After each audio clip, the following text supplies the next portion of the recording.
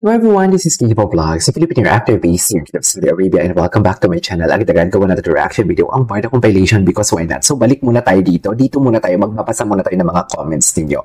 Kasi kailangan natin itong basahin for today's video. Wait lang. Hindi ka nang inggit, Sir KJ. Siya yung inggit na inggit siya sa'yo. Si Kim? Sa bagay, feeling ko inggit na siya sa akin.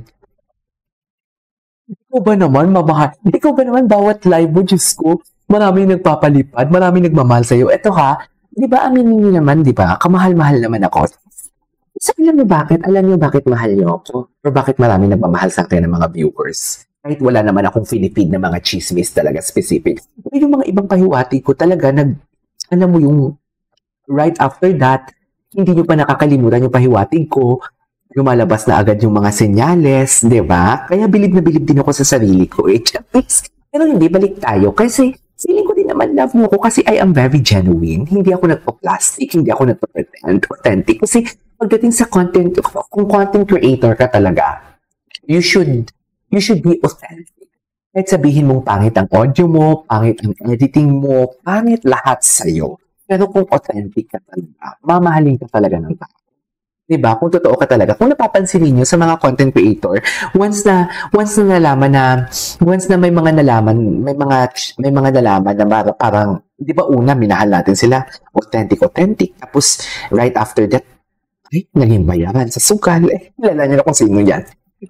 Kilala niyo na kung sino yung content creator na yan for today. Kung hindi niyo kilala, basta congressman. Anyways, di ba? Pero I'm not saying hindi naman authentic. Pero what I'm trying to say is, kung gusto mo talagang tumagal sa industriya, o kung gusto mong mahalin ka ng mga tao, kahit wala ka masyadong ginagawa or ni-spill na chismis and everything, kung napapasaya mo sila, mamahalin ka talaga nila. Ngayon sa akin, nagtatampo pa nga ako, pinapagalitan ko pa nga yung mga viewers ko dito sa aking live, pero G na G pa din sila. Diba? Andito pa din sila for today's video para magbigay ng support, magbigay ng pang-kaya for today's video. Diba? Diba? Kung mga nagpapapackage pa nga. Ingit na ingit yan. Ingit, Jim. Huwag ka na maingit. Sabihin mong hindi ka naiingit kasi kung hindi ka naiingit, hindi mo kami titirahin. Diba? Hindi naman ka namin tinitira before. Kasi nga lang, ikaw yung umuna-unang pagtira sa akin. Pero sabi ko sa'yo, hindi mo ko kaya. Hindi mo ko kaya, sinasabi ko sa'yo. Dahil ko na pinagdaanan, ikaw lang ba? Sino ka? Ako nga, hindi ko nga mahamon-hamon si Ginoo for today's video na sabihin ko may girlfriend siya or wala, tapos ikaw manghahamon. Bakit hindi mo muna palitan yung punda mo for today's video? Dapat yung brand Canadian cloth, kung may sinabi ka sa buhay. Kung may sinabi ka sa buhay, dapat Canadian cloth. Dapat made in Canada. Anyways, ang ganda kasi ng Canadian, di ba ang mahal ng Canadian cloth? Anyways, hindi talaga kayang mabilog ang Crew Barda Pan. Totoo, hindi talaga kaya kasi alam mo bakit? Alam mo bakit tumatalino na? Hindi ko naman sinasabi na hindi kayo matalino before. Pero what I'm trying to say is marami na kasi talaga ngayong content creator na Barda defender. Diba? Kasi before, kontento na lang kayo, aminin niyo, siya lang talaga yung content creator at aminin niyo talaga. Ito pa yung sabi niya.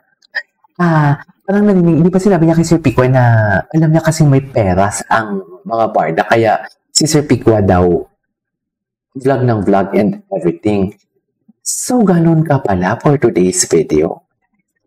Ganun ka pala, Jim Panot. Kaya hindi mo tinatantanan kahit pala ang pangalan ng YouTube channel mo, Barda pa din. Kahit hindi ka na Barda or kahit hater ka or kahit minubuwag mo ang Barda, magamit mo ng pangalan ni Barda para makakuha ka din or makakubra ka. Tama ba ako? Hinahamon kita, palitan mo yung pangalan mo. Kung hindi ka bayaran. Siyempre, hindi mo mapapalitan yan kasi bayaran ka, umaasa ka din na mabigyan ng pang-chicha. Diba? Umaasa ka din na makasakay ang pangalan mo sa Barda. Kaya may Barda pa din ang pangalan mo. Tinan mo ko, thumbnail lang yung Barda. Pangalan ko talaga nakabalanda dyan. Tsaka verified ako. Ikaw, verified ka ba?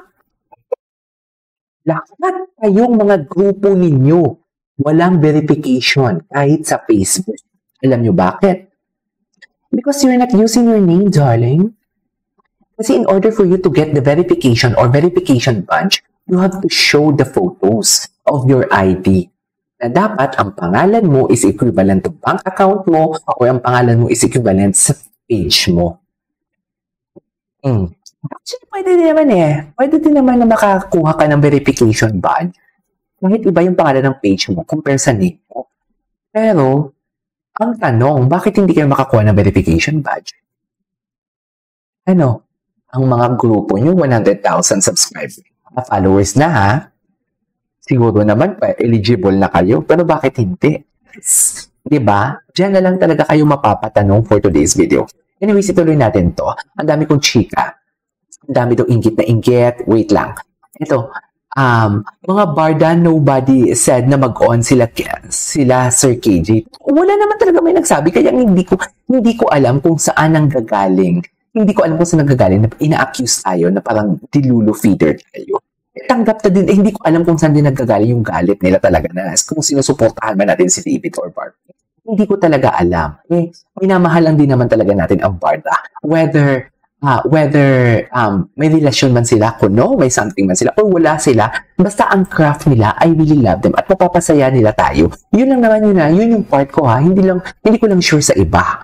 Diba? Anyways, Sir KJ, in the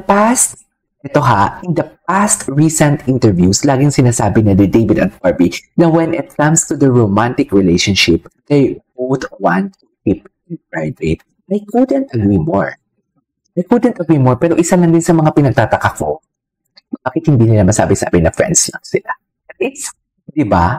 Sa mga interviews nila, hindi, friends lang kami, walang ganun. Kasi before talaga, masasabi mo talaga na sinabi talaga ni Barbie, na parang very firm talaga si Barbie na sabi, business partner lang kami ni David. No more, no less. Wala nang pinagbago, wala nang everything. Basta business partner lang kami ni David. Pero ngayon, ni friends. Wala. Pero ang sabi niya lang talaga is nag-grow sila together. Right? Anyways, so yun na nga, talagang itatago nila yan anumang special relationship meron sila ngayon until they're ready to share it to the world. Let's all be patient. Keep on waiting. Darating din tayo dyan. Ako, kung darating man doon, edi okay. Kung hindi man darating, edi okay. Basta ako, masaya ako. Masaya ako kung anong alam ko. Masaya ako kung ano ang tago ng karera nila. Masaya ako na may individual sila na magaganap. Hindi lang sa bard. Masaya ako because napapasaya nila ako. Yun naman yun. It's just like, tama nga din naman talaga. It's just like, maghintay lang tayo katulad sa mga project nila. Hintayin natin na magkaroon sila ng project. Huwag tayong at. Diba? Kasi habang manyamadali, mas lalong hindi maganda ang outcome. Naniniwala talaga ako na mas lalambot ang papa pag naka-low fund. But ano namang kinalaman doon sa this video? Anyways, wait lang, ever since hindi ako nanood sa Jimpanot na yan, kaya hindi ako affected. Mula na narinig ko na fake news peddler, ang hitad, especially sa barda, blinak ko na kaagad. O i-block ninyo. Alam niyo ba kung paano mag-block? Anyways, tuturuan ko lang kayo next time. Napakatalino mo, Sir KJ. Alam ko. Ipagpatuloy mo yan kasi daming napapasaya ninyo. You were never choppy. Hindi naman pala ako nag-choppy, sabi ni Ma'am Anita. Wait lang, replyin na natin ito si Ma'am Anita. Ma'am Anita, ano na? Chris, ay magaling manghula si Jimpanot. Magaling talaga siya manghula. Kung may analyzation, Sir KJ, sinasama pangalan mo sa mga vlog niya para mag-comment ka tungkol sa kanya para maka-curious sila kay Jimpanot. Hindi na, kahit sabihin na natin, yan din yung una kong, kaya nga hindi ko binabanggit ang pangalan niya, di ba? Kaya hindi ko binabanggit ang pangalan niya for today's video. Kasi, alam ko naman talaga na gagamitin niya ako na and everything. Pero ngayon kahit binabanggit ko ng pangalan niya, mapapa pa din yung views niya. Wala tayong magagawa dyan. Diba? Anyways, that is our for today's video. Punta tayo sa YouTube Shorts later or sa TikTok compilation. This is KJ Vlogs and see you in my next vlog. Bye!